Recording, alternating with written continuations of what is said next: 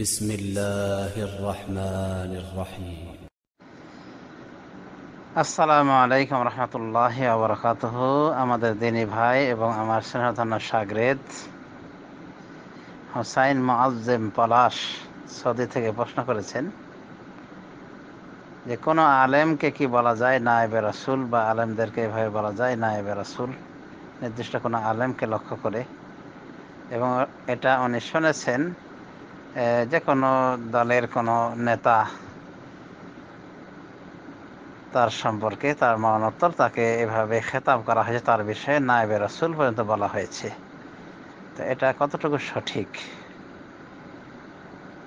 নায়েবে রাসূল এই কথাটি বলা আমরা মনে করি এক প্রকার রাসূলুল্লাহ সাল্লাল্লাহু আলাইহি ওয়াসাল্লামের শানে বেয়াদবিমূলক আচরণ, এবং রাসূলুল্লাহ সাল্লাল্লাহু আলাইহি ওয়াসাল্লামের নায়েবে রাসূল হওয়ার মধ্যে যেন এক প্রকার গন্ধ পাওয়া যায় যে উনি রাসূলুল্লাহ সাল্লাল্লাহু আলাইহি ওয়াসাল্লামের ডিগ্রি লাভ করেছেন, মানে রাসূল সাল্লাল্লাহু আলাইহি ওয়াসাল্লাম বিদায় নিয়েছেন, তার স্থান দখল করেছেন।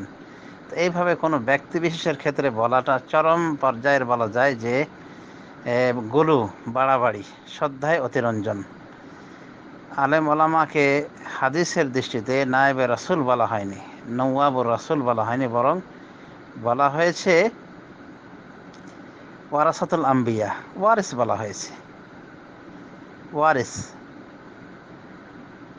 সুতরাং যদি ওয়ারিস কাউকে বলা হয় যে উনি একজন রাসূল সাল্লাল্লাহু আলাইহি ওয়াসাল্লাম ওয়ারিস ছিলেন, যদি ভালো আলেম হন, তাহলে এতটুকু বলা যায় যে হাদিস সম্মত, হাদিসের অনুকূল কথা বলা হয়েছে। তো নায়েব হওয়ার ওয়ারিস হওয়ায় অনেক পার্থক্য রয়েছে। ওয়ারিসের ক্ষেত্রে দেখা যায় যে জরুরি নাই যে ওর মতো মানে হতে হবে যে ওয়ারিস হবে, বরং দেখা গেছে যে আলেম সন্তানের ছেলে ওয়ারিস হয়েছে মূর্খ সন্তান, ডাক্তারের ছেলে ওয়ারিস হয়েছে কিন্তু সে ডাক্তারি জানে না। তো নবী রাসূলদের ওয়ারিস হিসেবে এটা ইলমের ওয়ারাসাত বলা হয়েছে, সেই হিসেবে ওয়ারিস পর্যন্ত বলা যায় ভালো ভালো আলেমদেরকে। আর আলেমদের ওয়ারিসদের ক্ষেত্রে যেমন বিভিন্নতা রয়েছে, কেউ ওয়ারাসাতের অংশ পায় বেশি, কেউ পায় কম। যেমন আমরা লক্ষ্য করে দেখেছি, স্ত্রী কত পায়? 1/8 পায়, 8 ভাগের 1 ভাগ পায় যদি স্বামীর সন্তান থাকে। তাহলে দেখা যাচ্ছে যে ওয়ারাসাতের ক্ষেত্রে কেউ কম পাচ্ছে, কেউ বেশি পাচ্ছে। অথচ কাউরে যদি মেয়ে সন্তান থাকে, শুধু মেয়ে সন্তান একটি, তাহলে অর্ধেক পেয়ে যায়, মানে পিতার সম্পত্তিতে। 2টি সন্তান মেয়ে থাকলে 3 ভাগে 2 ভাগ পেয়ে যায়। আর ছেলে যদি থাকে তো ছেলে তো সবই নিয়ে নেয়, মানে ছেলে মেয়েটা নাই, শুধু ছেলে রয়েছে, তাহলে তো ছেলে সবটুকু সম্পদ দখল করে নেবে। তাহলে দেখা যাচ্ছে যে সম্পদের ওয়ারাসাতের ক্ষেত্রে, ওয়ারিস উত্তরাধিকারের ক্ষেত্রে পার্থক্য রয়েছে। ঠিক রাসূলুল্লাহ সাল্লাল্লাহু আলাইহি ওয়াসাল্লামের ওয়ারাসাতের ক্ষেত্রে পার্থক্য রয়েছে। যারা ছোটোখাটো আলেম, তারা বলা যেতে পারে ছোটোখাটো তারা মানে অংশ নিয়েছে রাসূলুল্লাহ সাল্লাল্লাহু আলাইহি ওয়াসাল্লামের এলেমের, সুতরাং তারা ছোটোখাটো ওয়ারিস একজন। আর যারা গভীর এলেমের অধিকারী, যারা বড় বড় আলেম, তাদেরকে আমরা বলতে পারি যে তারা বড় ধরনের ওয়ারিস। তো ভালো আলেমের ক্ষেত্রেই কেবল বলা চলে যে উনি ছিলেন ওয়ারিস, রাসূলুল্লাহ সাল্লাল্লাহু আলাইহি ওয়াসাল্লামের একজন ওয়ারিস, মিন ওয়ারাসাতির রাসূল, এটা বলা যেতে পারে, এতটুকু। কিন্তু নায়েব বলা কোনো ব্যক্তি বিশেষের ক্ষেত্রে, তাও আবার দেখা যায় যে লেখাপড়ার যোগ্যতা নাই, এমনি দলীয় মানে একটা মান মর্যাদা রয়েছে, দলীয় নেতা বা দলীয় এই সেই। আমরা তো লক্ষ্য করে দেখি বেশিরভাগ দলীয় নেতারা তেমন শিক্ষিত নয়, বা শিক্ষিত হলেও ভুবন জোড়া শিক্ষিত নয়, বা বাংলাদেশেরও যে একবারে উচ্চ শ্রেণীর বরেণ্য আলেম, তার উপরে কোনো আলেম নাই, এমনও নাই। সেক্ষেত্রে মানে তাকে গুলো করে বলা যে নায়েবে রাসূল, এগুলি সব অতিরঞ্জন, এগুলো সব বাড়াবাড়ি ছাড়া আর কিছুই নয়। হতে পারে যাকে এরকম করে প্রশংসা করে অনেক হাইলাইট করা হচ্ছে, হতে পারে বিদআত চর্চা করার কারণে সে রাসূলুল্লাহ সাল্লাল্লাহু আলাইহি ওয়াসাল্লামের দিকে সম্পর্কিত হওয়া, এভাবে মানে চরম ধৃষ্টতা ছাড়া আর কিছু নয়।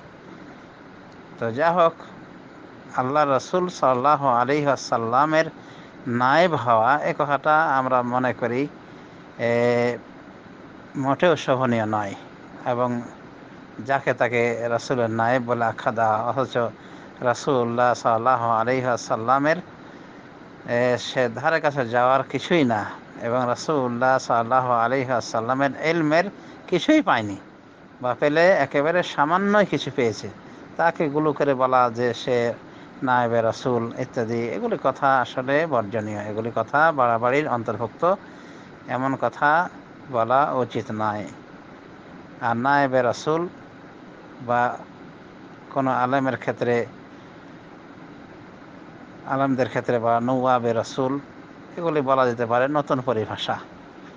এগুলি নতুন পরিভাষা এবং এগুলির মাঝে গন্ধ পাওয়া যায় যে তারা যেন রাসূলের স্থান দখল করে নিয়েছে, অর্থাৎ তারাও যেন এক প্রকার রাসূলের মর্যাদায় আসীন হয়েছে। নাউযুবিল্লাহি মিন যালিক। তো যা হোক, আমরা মনে করি এ জাতীয় কথা বাড়াবাড়ির অন্তর্ভুক্ত, এবং অযথা একজনকে হাইলাইট করে এভাবে বেয়াদবি পরিভাষা ব্যবহার করা ছাড়া আর কিছু নয়। আল্লাহ রাব্বুল আলামিন আমাদেরকে সঠিক বোঝার তৌফিক দান করুন।